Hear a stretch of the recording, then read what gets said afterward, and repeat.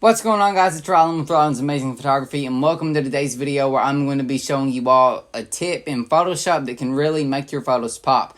I mean, this has saved my images more times than I can count, and it's just a really great effect to know how to use, and it can really give your viewers a much better emotional appeal than your typical picture would. However, before we get into today's video and I show you how to use this trick in Photoshop, I want to remind you all to go down below and like today's video. While you're down there, you might as well go ahead and subscribe and hit the notification bell so you get notified every time I upload a video. Also, I want to thank YesBond for sponsoring today's video.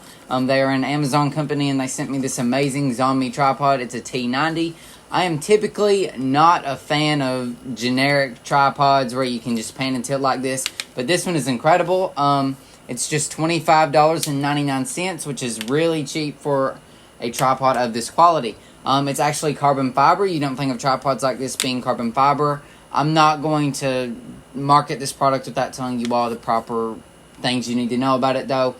This is not for a DSLR or mirrorless camera. Don't get it for that. It comes with a cell phone mount that can also be used as a tablet mount. This is a tripod for a cell phone and a tablet. It pans and tilts better than any tripod I have, and I've spent a lot of money on tripods over the years, so, I mean, it's really smooth. I think if you're going to start filming TikToks or something, this would be a really great tripod to invest in and have for that. So with that being out of the way, let's go ahead and I'm going to show you all the great trick that you can use in Photoshop to make your images pop. I'm now in Photoshop and I'm going to show you this trick. To use this trick, it is actually, we're going to use a gradient. So you're going to want to go down here to this little circle with the line through it, and you're going to click it. And you're going to come up, it's the second option down, and it says gradient, and you're going to click gradient. Once you've done that, it's going to pop up this little like white line thing, and it's just going to be white, and it's a linear. Where it says linear, you're going to want to go ahead and click radial. And that's going to make it be this little circular ball thing, and it's going to look really soft, and it's halfway transparent, it's halfway not. And this is going to be the main effect that we use for the image. Now, I want to say when I'm using this effect, I'm typically using it as a warm glow, which means you're going to want either a backlit image or a really warm image. This image is backlit. It's not really warm, but we're going to worry about that in a minute, and I'll show you how I fix that. So I'm going to go ahead and put this white blob in the top left corner of my image. You can put it in the top right, you can put it in the bottom left, you can put it in the bottom right, you can put it anywhere you want, but I would recommend putting it into a corner. So now I'm going to go ahead and click this, and you see that there's a black kind of stop, and there's a couple of white stops. The two on the top is going to be your opacity.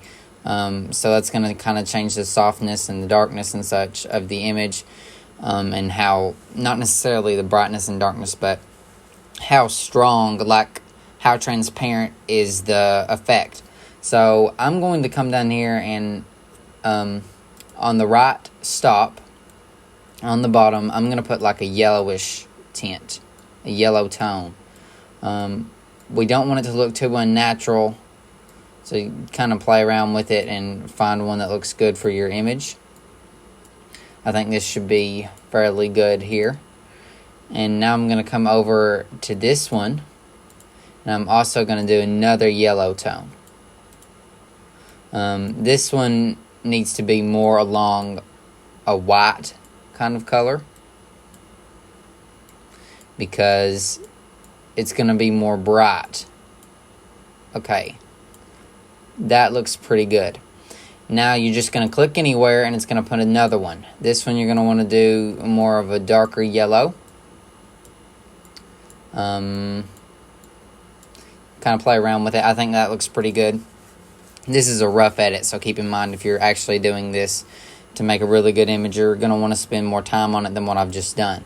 Now I want this to be big because I want it to be soft, so I'm going to actually move this up to about 210. And now it's huge like that. But I don't want that big white blob, so I'm going to kind of move it up. And now there's the warm glow, and it's overtaking my entire image, but you're really noticing it in the top left corner, which is what I want. So there's with the effect on. There it is with it off. But that tone's not matching my image, so here's what I'm going to do. I'm going to select the image. I'm going to go up to where it says Edit. or actually it's under image, sorry. Then you want to go under adjustments and color balance. This is pretty much just a white balance. I'm going to move my color balance and kind of mess it around till I think it matches the glow. This is a really yellow image, so it's difficult to kind of balance all of this out right now. Let's see here. I think that looks pretty good. I'm actually going to go ahead and move this radial a little more up, because I feel like it was making this part a little too blurry. And there you go. That looks really good. It looks completely different than the original image that we started with. I'm going to try this on 2 other images. I'm going to try it on this turkey. I'm going to try it here. Now keep in mind, on this one, I just left it normal. But you can go under here and typically you're going to want to use soft light, hard light, vivid light, linear light, pen light, or hard mix. Sometimes the overlay effect looks good too. It really just depends on the image. But for this particular image, it doesn't really need any of those. Just leave it normal. It's really more of a personal preference. I think personally on this particular image, you're going to want to leave your blending mode for normal. But it's really a matter of opinion. So now I'm going to go on to this image with the 3 turkey. This was a really great image, but it just wasn't, this alone wasn't doing it for me. I needed something added to this. So once again, we're going to do the same process. Go to the circle, and then you're going to select gradient. And you're going to select radial. And you're going to get this little circular thing. And now you're going to want to mess with the colors.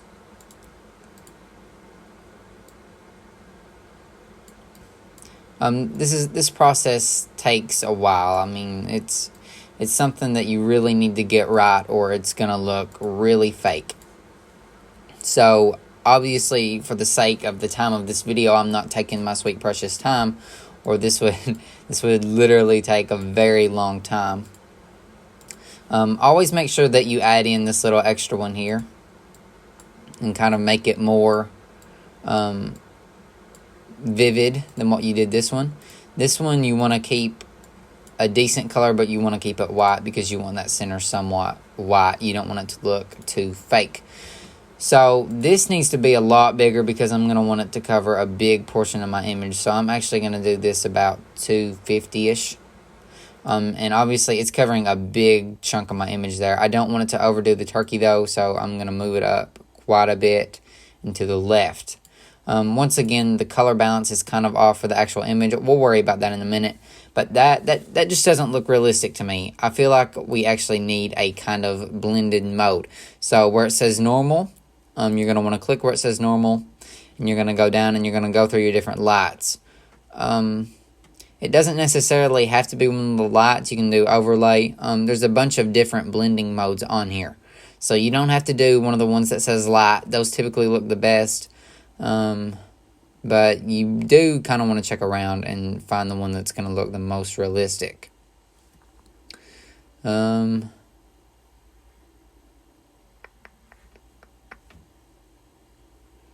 this one, I think it's probably going to be overlay.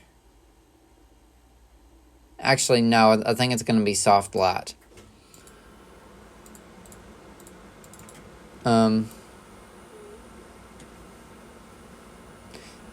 Like I said, it's really a personal preference. I like the soft light better. Something to keep in mind is you can also change the opacity of the layer. The higher the opacity, the more you're going to be able to see it. So that's sometimes important to underdo it or overdo it as well. Now to kind of get the balance of the image and the warm colors blending together, you're going to want to go up to image, adjustments, color balance, the same thing that we did on the last image. And assuming you're using this as a warm tone, you're just going to want to bring that yellow slider down, put some magenta in there, and then just a touch of red. And voila, here it is without the effect, there it is with it. It's not necessarily a big game changer in this image, but it definitely warms it up a lot, and I think it looks a whole lot better with that.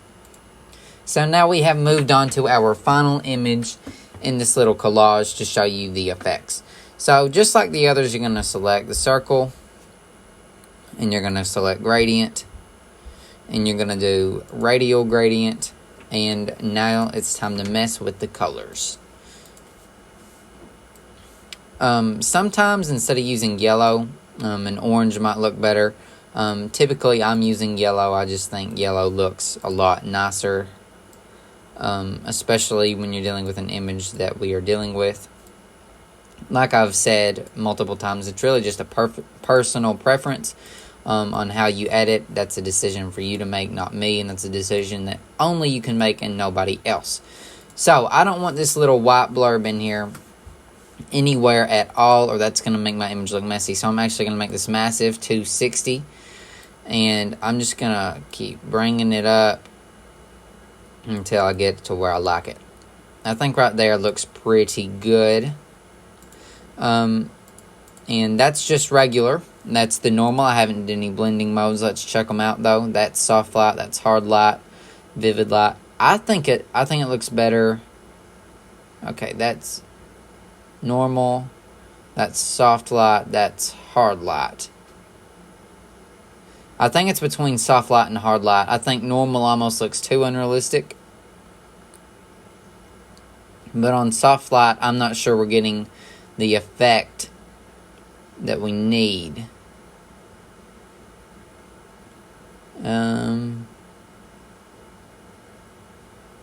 I'm gonna go with hard light for this particular one.